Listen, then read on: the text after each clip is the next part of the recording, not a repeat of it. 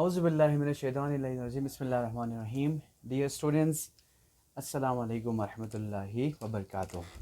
This is Ishan Hussain and you watching The All-Rounder Mind.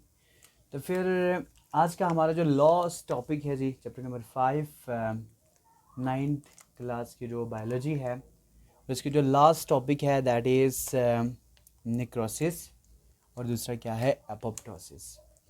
अच्छा जी, ये दोनों क्या है सेल से रिलेटेड दो क्या है सेल डेथ प्रोसेस है, ठीक है। अच्छा, इनमें से पहला जो प्रोसेस है इसमें क्या होता है और दूसरा जो प्रोसेस है इसमें क्या होता है, इसको हम यहाँ पे देख लेते हैं। तो नेक्रोसिस क्या है, ये एक ऐसा प्रोसेस है जिसमें सेल्स है ना, हमारी जो सेल्स की डेथ होती है, सेल्स की डेथ होती है मगर डेथ किस तरह होती है, एक्सीडेंटली होती है, एक्सीडेंटली। जिस तरह जितने भी जो लिविंग ऑर्गेनिजम्स की बात कर ले या ह्यूमन बीइंग की बात कर ले, तो हर जो ह्यूमन बीइंग है उसकी एक लाइफ क्या होती है, एक ख़ास उनकी लाइफ होती है। बिल्कुल इसी तरह हमारे पास सेल्स है, इनकी भी क्या होती है, कोई ख़ास लाइफ होती है। मगर क्या हो, जो सेल्स है अपनी लाइफ को कंप्लीट किए बगैर, फॉर एग्ज़ाम्पल मैं आरबीसीज की बात कर ले तो फिर आरबीसीज 120 दिन जिंदा रहते हैं। तो 120 दिन गुजरने के बाद नेचुरली ऑटोमेटिकली खुद ब खुद इसकी क्या हो जाती है, डेथ हो जाती है।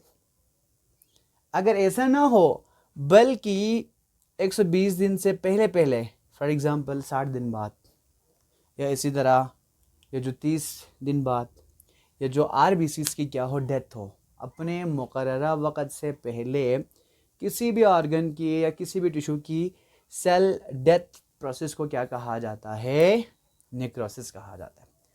अब इस सेल डेथ प्रोसेस को क्या कहा जाता है, ये जो प्रोसेस है ये नेचुरली नहीं होता बल्कि क्या होता है, एक्सीडेंटली, हादसाती तौर पर यह प्रोसेस होता है। अच्छा, अब इसकी काजेस में क्या है, फॉर एग्ज़ाम्पल सेल की कुछ इन्फेक्शन की वजह से सेल क्या हो जाते हैं, या माइक्रो ऑर्गेनिजम्स की वजह से सेल स्वेलन हो जाते हैं, वो सोचते हैं या फूल जाते हैं, या सेल क्या हो, जब फट जाएं। अच्छा, या सेल ऑर्गेनल्स क्या हो, ब्रेक डाउन हो, वो बह जाएं, पूरा होल साइटोप्लाज्म ही बह जाएं, तो फिर उस कंडीशन में क्या हो जाती है, सेल की डेथ हो जाती है। और इस एक्सीडेंटली सेल डेथ प्रोसेस को क्या कहा जाता है, इसको कहा जाता है नेक्रोसिस। अच्छा जी, अब देखें ना, जब सेल स्वेल होता है, फूल जाते हैं, तो फिर इसके बाद ये फट जाते हैं, ठीक है।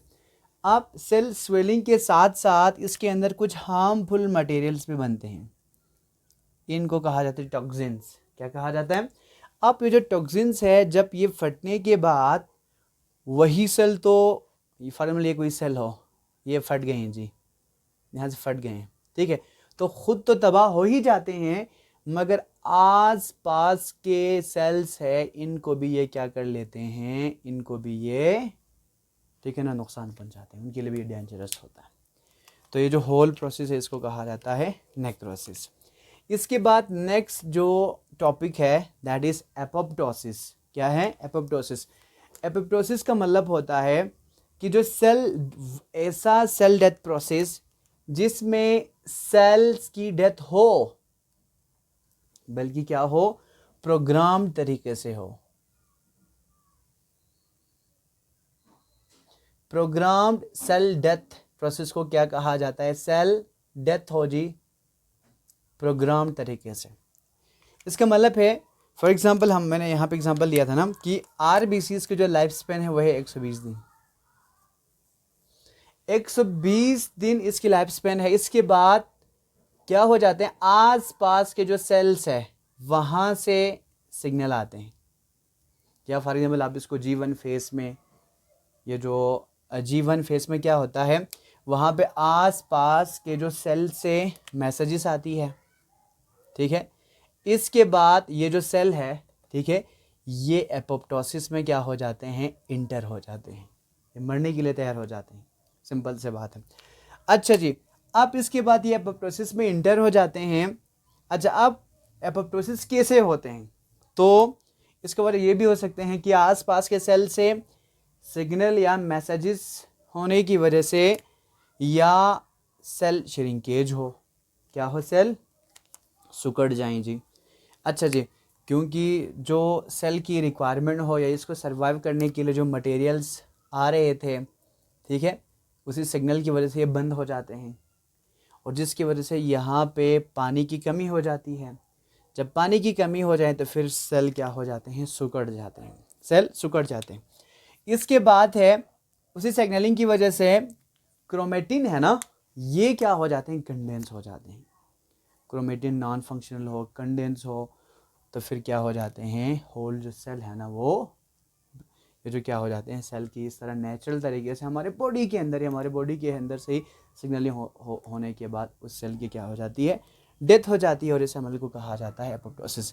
अब होता क्या है एपोप्टोसिस में, ये हमारे पास सेल है ना, ठीक है, अभी इसकी एपोप्टोसिस होनी है, अभी इसकी डेथ होनी है। तो फिर होता क्या है, इसके सरफेस पे, बिल्कुल सरफेस पे ना, यहाँ पे इरेगुलर बल्ब्स है ना, ये क्या हो जाते हैं, अपीयर हो जाते हैं, क्या हो जाते हैं, अपीयर हो जाते हैं, ठीक है, जिसकी वजह से यहाँ पे एपोप्टोटिक बॉडीज बनते हैं। ये सिंपल सी बात है, इस सेल की क्या हो जाती है, डेथ हो जाती है।